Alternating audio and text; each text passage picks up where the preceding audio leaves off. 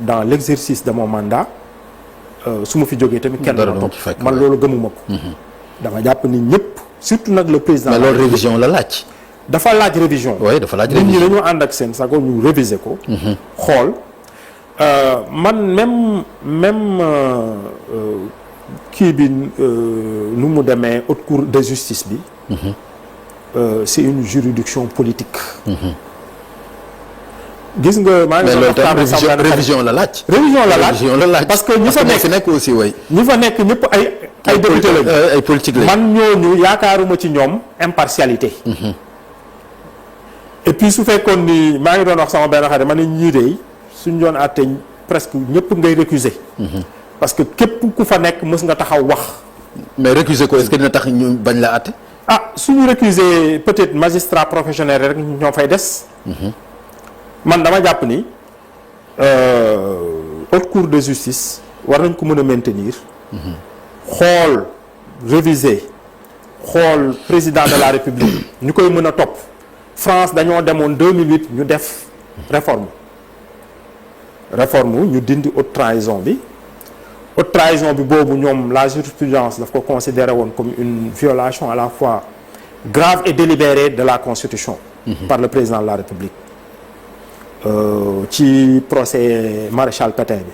maintenant manquement grave à ses devoirs. waaw loolu la ñu remplacer ak haute trahison. yaakaar naa ni Sénégal aussi war na mën a def réforme. prévoir benn peine. xool ñu koy war a àtte nekk des magistrats professionnels. voilà ñu mën a am ci ñoom benn objectivité bi benn impartialité bi. d'accord alors lu jëm ci candidature premier ministre ñu bari dañu jàpp ni rabat d'arrêt bi daf ko jafeel am ñu jàpp ni loolu amul parce que amnistie bi xëy na boolewu ko ci moom ba tey mi ngi am yaakaar ay partisans itam naka noonu ñi nga xam ne ñoo nekk ci opposition bi jàpp ni moom mënul bokk. parce que vraiment daan nañ ko ci diffamation juróom-benn weer te loolu atte bi jeex na ba rabat d'arrêt bi firndeel ko nan nga gisee candidature bi ak lan ngañ ci mën a wax en tant que sachant. gis nga Pam Ngagne Ndiaye peut-être foofu man naa la fa décevoir mais damay pourquoi man kay awuma ci loo may décevoir. waaw question boobu bëgguma ci tontu xam nga lu tax. c'est indécent bañ ci tontu moo may décevoir. waaw c'est indécent. fu ñu toll nii. fu ñu toll nii ñuy wax ci waxu ay candidature 2029. Sénégalais yi fu ñu toll seeni jafe-jafe réew mi crise bi fi nekk économique. crise sociale nit ñi di xalaat ay élections 2029 kii na dana nekk candidat kii dana réélection. pourtant yaa ngi nii di xalaat sa candidature mairie bu Thiès. yaa ngi non mais loolu c'est dans un an. loolu man amuma un mandat. mais amul mais koo xam ni par exemple tey am na lu ñu jàpp ni war na ko mën a tere nekk candidat war na ko mën a lijjanti xanaa du toog ba 2028 wala 2029 mu koy jëm. man suñ ma faloon su fekkoon ne maa nekk maire Thiès actuellement. du ma toog di xalaat sama réélection damay toog xool man sama mandat bi ñu ma jox. nan laay def ba liñ ma wóolu ba jox ma ko mandat bi nan laay def sama yitte yépp ci loolu lay nekk foofu laay waxee Pam Ngagne Ndiaye commencé 1 an et demi dara liggéeyaguñ ko fi ci réew mi dara pratiquement mais seen yitte dafa war a nekk mais nan la ñuy def ba ñun kóolute bi ñu sénégalais yi wóolu mandat bi ñu jox pour ñu changer ñu indi rupture yi mais nan lañ ko war a defee ñuy toog déjà di discuter ci ay candidature 2029 man de bëgguma actuellement bokk man ci débat boobu pour man c'est un débat indécent pour le moment. mais parce que da nga nekkul ci situation bi mu nekk c'est parce que da nga nekkul ci situation bi mu nekk. peut-être moom looloo yittem. non. looloo yittem mais loolu dafa nekk préoccupation parce que bu fekkente ni ci wàllu yoon dañ ni mën na nekk candidat ak mënul nekk candidat mais ci koo xam ni am na ambition.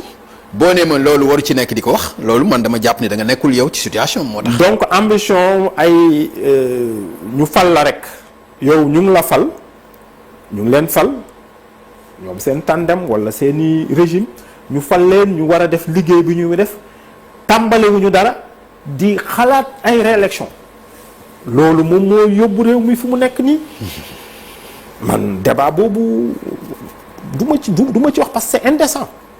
indécent li ñu leen jox nii nañu def seen yitte ci loolu ci liggéey. d'accord ci seen mandat bi ñu def ko nu mu waree. te ñuy bañ a xaar homme politique sénégalais yi di bañ suñ leen falee rek ñu xool ñu nan la ñuy amee beneen mandat. doo xool yow nan nga def pour liggéey pour répondre ci préoccupation sénégalais pourtant moom PM loolu mooy discours am de. mais loolu mooy discours am naan sa yitte yëpp c'est-à-dire xalaatu deuxième mandat nekkul ci boppam loolu mooy discours am. loolu moom bañ a respecté sénégalais yi la. d'accord te yaakaar naa ni débat boobu suñ ko indee sénégalais yi nañ leen wax ni seen yitte du loolu. d'accord alors congé bi def na une semaine tey bi nga xam ni moom PM jël na ko yëg nga ko moom noo gisee loolu itam congé bi. bon Pape Ngagne Ndiaye xam nga réew mi dafa doy waar lool man dama jàpp ni dañuy fowe réew mi je suis désolé mais dama jàpp ni dañuy fowe réew mi te dafa mel ni sénégalais yi voilà on laisse faire quoi dañuy fowe réew mi fu ñu toll ni dañuy fowe réew mi ñun ñi nag war nañu taxaw ne récréation bi dina jeex. parce qu'on n'est pas en cours de récréation di fowe réew mi premier ministre boo xamante ni su ko neexee ne man congé laa nekk tëb ko keroog gis nañ ko ci journée des forces armées yi ñëw reprendre def lu ko neex réew mi c'est pas un jouet à la portée ce sont pas de gros enfants quoi vraiment c'est préoccupant Sénégal mérité wul lii Sénégal mérité wul lii li ñuy dund nii mérité wu ko bu dee dem dikk mel ni ay kilifa lañu quoi nañu xam ne ay kilifa lañu. dañoo jàngee fi ñu war a jàngee. le président de la République et le premier ministre man bokkuma ci ñi naan ils ne sont pas compétents ils sont très compétents ce sont des énarques. dañoo def ci concours yu gën a sélectif. jàll ko. ñëw former leen à la bonne école. génn liggéeyee dans une administration très prestigieuse mais fu mu toll nii ñu jox la réew nga laajte réew ñu jox la ko ngay foo ay congé saa yu la neexee nga de damay dem congé damaa sonn sama bopp day metti sama ndigg day metti quand même il faut que la récréation s'arrête. Et puis sénégalais yi aussi seen niveau d'exigence xam nga lu tax may waxu parparloo. man j'aurais bien voulu ci seen biir parti am ay ñu taxaw naan arrêté ñun du lii la ñu diggoon. askan loolu amul moom loolu amu ci. loolu laay wax parparloo bi parparloo bi nekk. tout à fait. nit ñi ne arrêté lii nañu arrêté cirque bi. oui. réew kenn du ko fowee réew lu sérieux la. vous avez un destin gis nga Pape Ngagne Ndiaye li ñu dund weer yi passé ci mbënn population Touba ba léegi. ñu ngi ci ay jafe-jafe. ñi nekk ci Daane Maayo bi ñi nekk Bakel ay jafe-jafe ñu ngi wax ñi nekk ci ñi nga xamante ni ci bourse familiale bi la ñu yaakaaroon pour am suturu jënd seen ceeb jënd diwlin inscrire seen doom xale yi perdre seen liggéey entreprise BTP yi nekk en crise liggéey amatul entreprise yu bëri asphyxié nañ leen entreprise de presse ba mënatuñu fay normalement seeni liggéeykat.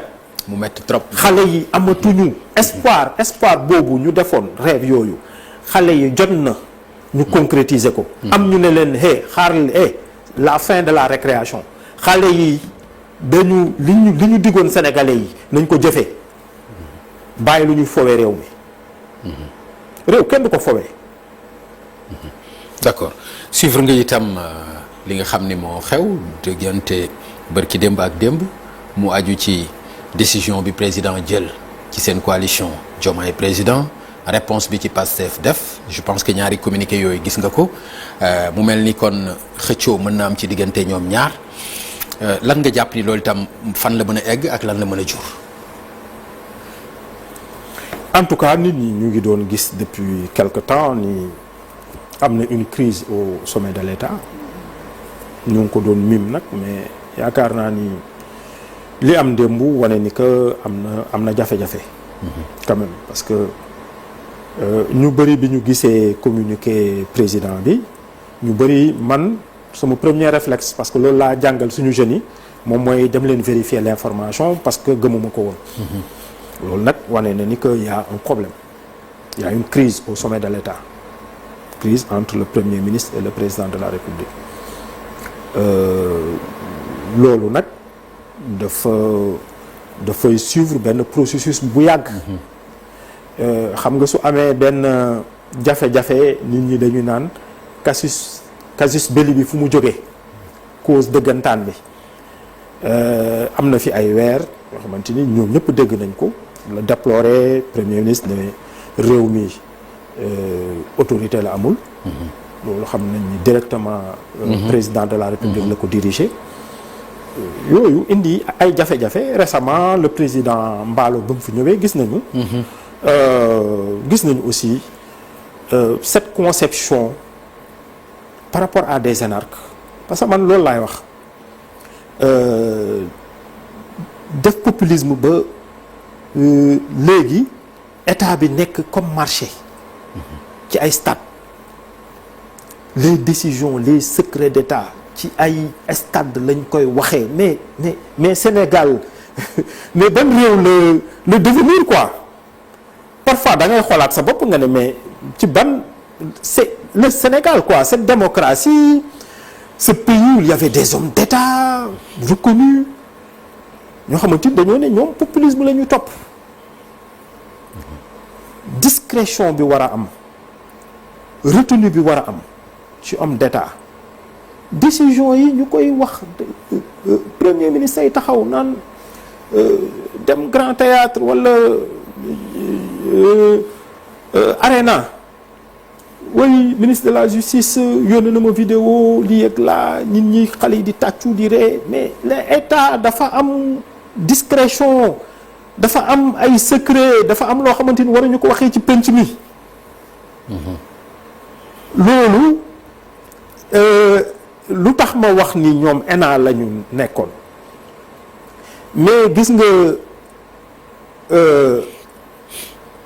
déontologie administrative boobu dañ ko jàng. ENA moom mooy former les hauts fonctionnaires parce que dafa am loo xamante ni loo war a wax loo ak loo warul wax. foo ko war a waxee ak foo ko warul waxee. ñi nga ko war a waxal ak ñi nga ko warul waxal.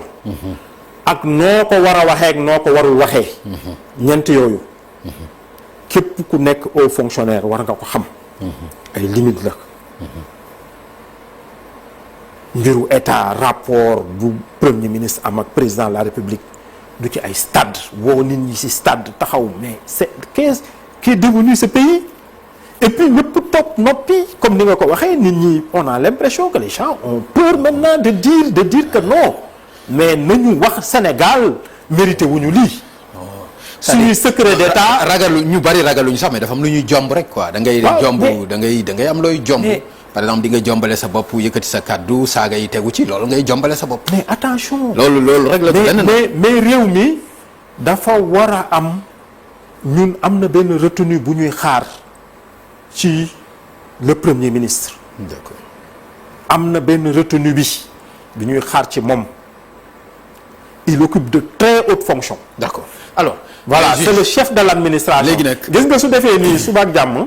gouverneur yi moom mooy kiiwu gouverneur yi. D'accord. gouverneur yi commencé di waxtaanee. mais am nañ sañ-sañ ñaan clémence justice quand même xam naa loolu peut-être citoyen bi am na sañ-sañ boobu. bien sûr. voilà léegi ci loolu dama bëgg ñu ànd ñaan ci clémence justice vraiment waa kër Madiambal Diagne ñu génne leen kaso Serigne Saliou Diagne Mohamed Diagne ak jabaram ak xaritam bi vraiment ñu génne leen kaso loolu dama koy ñaan ci clémence justice mais di ñaan itam su ma mag bii di Farba Ngom nekk ci kaso bi te feebar mais ñu génne ko ci kaso bi loolu am nañ ci sañ-sañ ci clémence ñaan leen. clémence moom.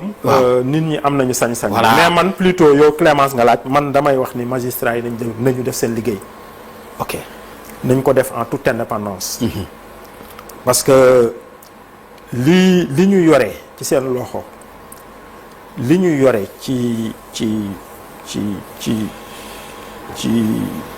ci réew mi war ko defar. war a defar démocratie. war a surtout garantir les droits et libertés définies par la Constitution dama koy rappeler loolu nañ ko def réew mi lottu na ci retour en arrière nañu xamante ni ce sont des héritiers de Kéba Mbaye de Assane Bassirou Diouf de Ousmane Camara ak ñooñu de hauts magistrats yoo xamante ni dañoo jàppoon ni justice mooy sooklu démocratie dañ la doon naan yow soxlawoo dem di nekk ministre wala leneen ak leneen parce que ce rôle bi nga am c'est un rôle éminent nañu ko exercer parce que loolu moom moo mën a ñoŋal démocratie. mais da nga yow dama ñaan clémence yow nga ne da ngay ñaan ñoom ñu def seen liggéey da nga jàpp ni bu ñu defee seen liggéey vraiment dañ leen war a bàyyi ñu def. su ñu defee seen liggéey de am na ñu bëri ñu nekk ci kaso bi muy ay détenus ñoo xamante ni politique moo leen fa dugal danañu génne. man loolu laa jàpp. voilà merci beaucoup juge Ibrahima Hamidou Dème jiite parti bi nga xam ni mooy éthique ba pare itam nekk avocat ci cour pénale internationale nekkoon fi macha allah magistrat yaakaar naa comme ni nga ko waxee bu ñuy wax sa palmarès wax fa dëgg yàlla nag bu unique la sànq maa ngi lay wax ne la loolu ëpp naa wax parce que jàppoon naa ni mënul nekk waaye ku dégg li nga wax di nga xam ne lu logique la. donc macha allah loolu lu am solo la yàlla na la jig yéene bi nga am itam ci Sénégal wax dëgg yàlla loolu la Sénégal bëgg maanaam Sénégal boo xam ni dafay tegu ci loo diggee nga def ko soo ko mënta def bul ko diggee te it mu tegu ci sutura ak teraanga Sénégal boobu nga yor ci sa loxo ñu ngi ñaan yàlla yéene bi nga ci am yàlla mottali ko ak jàmm ak salaam. amiin ma remercier la bu baax a baax. waaw ma kii rek am na question boo xamante ni yaakaaroon naa dinañ ko aborder mooy la question sécuritaire. sous région bi ak sécurité interne parce que démb dama koy wax rek rapidement barki démb à Thiès à l'université ay malfaiteurs dugg nañ fa avec des armes à feu yooyu dugg ci université bi dal ci étudiants yi jël seeni xaalis question sécurité bi depuis quelques mois elle est préoccupante yaakaar naa ni premier ministre war na am suffisamment de liggéey ci côté boobu ak le ministre de l'Intérieur pour ñu jéem a assurer la sécurité des citoyens assurer aussi la sécurité du pays on a une armée très aguerrie péril bi nekk à côté ñu def suñu kéemtalaay kàttan suñu mën a dimbalanteeg waa Mali ñu jéem a def daal lépp ba dimbali leen sax mooy dimbali sa bopp waaw ba dimbale sa bopp en tout cas te crise bi am aussi au sommet de l'État nañu respecter la Constitution amul lenn parce qu'on veut mettre le parti au-dessus de l'État loolu mus fi am waru fi am comme un parti Sénégal État comme un parti État comme un parti État Sénégal dañoo fal du parti lañu fal nit lañu fal c'est pas un parti lañu fal nit ki lañu fal nit ki nag ci parti la jógee voilà léegi nag ku ne daal man dama jàpp ni dañoo war a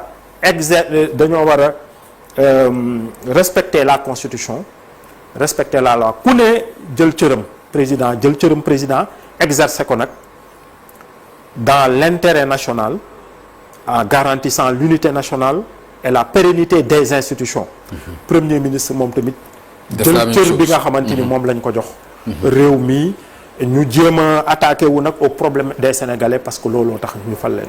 maa ngi leen di sant di leen gërëm.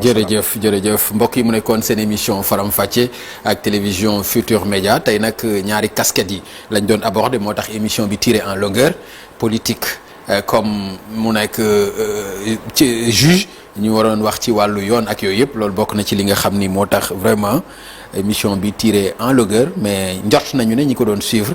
xëy na am na luñ ci mën a jëlee loolu de mooy suñu yéene wax fa dëgg yàlla kon ñu leen di jox rendez-vous